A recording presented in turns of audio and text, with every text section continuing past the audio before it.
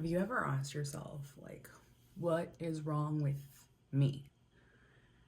Because the relationships in your life just aren't working or panning out like you expected. And so you start to question, is there something wrong with me? And I used to believe that a lot growing up, especially romantic relationships. But I have that covered.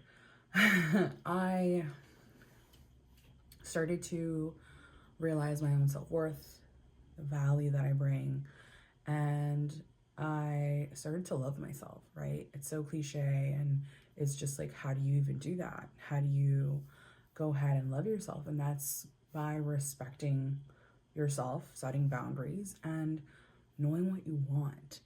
And so, what? I had my spiritual awakening back in 2020 when the pandemic hit and we were forced to just retreat into our homes. And thankfully, I chose the right person, and I love spending all my time with this person, so I didn't feel claustrophobic. We also had bought our new home, and we have ample of space, so we're not on top of each other.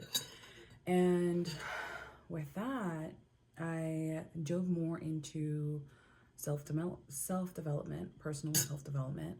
And the first book that I ever started with was You Are a Badass by Jen Sincero. I loved it. And then I got a book by Gabby Bernstein called The Universe Has Her Back. I also got The Alchemist and The Four Agreements. And those just started opening my eyes more and more as to how we are programmed, how our beliefs truly create our reality.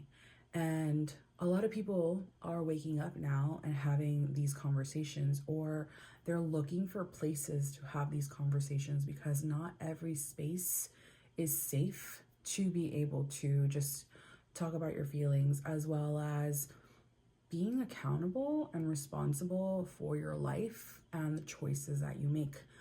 A lot of people want to be victims, and I sometimes have those tendencies, but what I tend to do a lot more of is reflect. So for you to improve your life, right, you have to ask your questions. Am I doing the right thing for myself? Am I being selfish? Or am I honoring myself? Am I respecting myself? Because that's where self-love comes in. As well as, like, with the people that you love, are you letting them walk all over you? Or are you holding those boundaries? Because if you don't, are you holding them to a high standard, right? So these are the questions that I've kind of been asking myself. And so recently, with my spiritual awakening in the last 5 years, I've lost my friendships and people have gotten distant. And like Sam and I would love to go ahead and have people over at our house and cook and host and enjoy their company and dance and just have these amazing conversations. But the dynamic just started to change. And I kind of was feeling hurt at one point due to the fact that with being friends with these people for a long period of time, I felt like I showed myself. And so I believe that they knew who I was, but at the same time, what I came to realize is that not everyone is going to join you in your next level. And in life, you will go through phases where you level up, because it's so crazy. I hear this phrase all the time that life is a game, but it doesn't feel like a game. It feels real. It feels painful, emotional. And so we get very serious.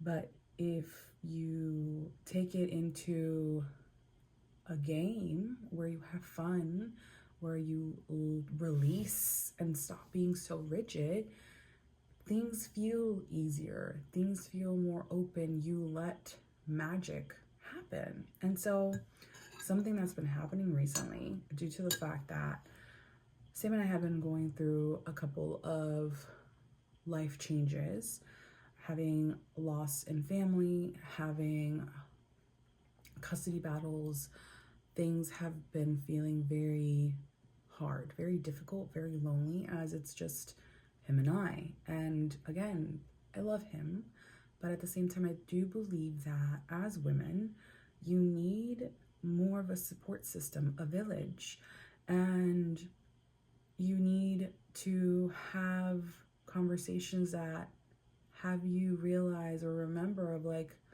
life is good, life is great, or life can be better. So what can you do right now to make your life better? And what I decided was to put a signal out on Facebook, all my social medias really, as like, I want real deep friendships.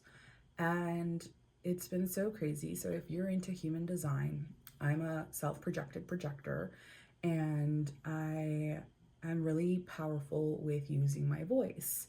And I've been scared in using my voice and sharing my thoughts and feeling like I have nothing to contribute, but it's a lie. It's my mindset, it's my belief. And so we're doing a little experiment here with YouTube and anyone who listens. And I'm just going to share my journey. And with me putting myself out there, like I said, I have been having dates for the last 2 weekends with girlfriends.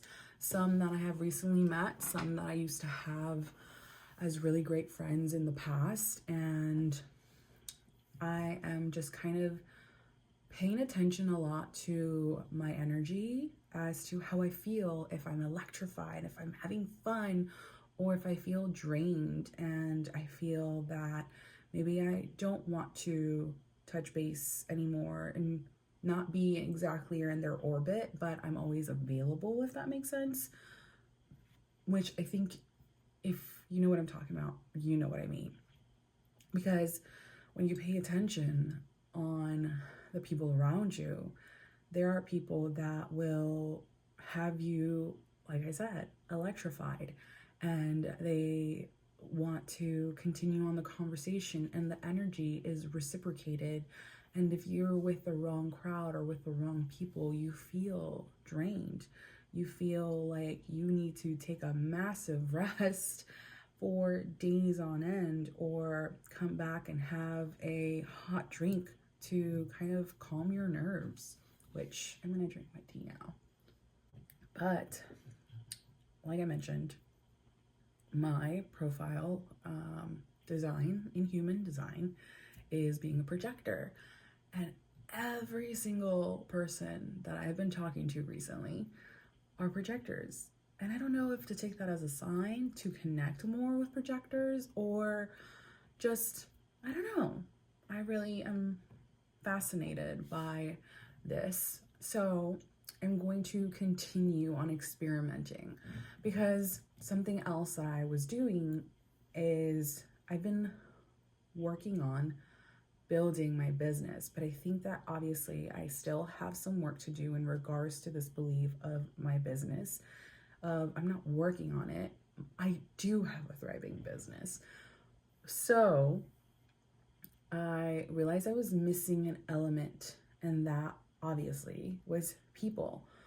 And when I first started this, the idea that even sparked was when I was with my girlfriends, hosting them in my house, where we had a potluck and we had wine, and we went into my backyard and sat down and just talked about life, our experiences, our insecurities, and just how society portrays life and how we don't talk about the things that we're struggling with, so we feel alone. And this is the thing, we're not alone. We have just been taught to isolate each other and not let anyone in, because if we do, they could use the information they have of us against us, right? Am I the only one that has these kind of thoughts? But what I've been thinking about and realizing is that no matter what people try to do in harming me and sending their evil eye or negative energy my way, I am divinely protected.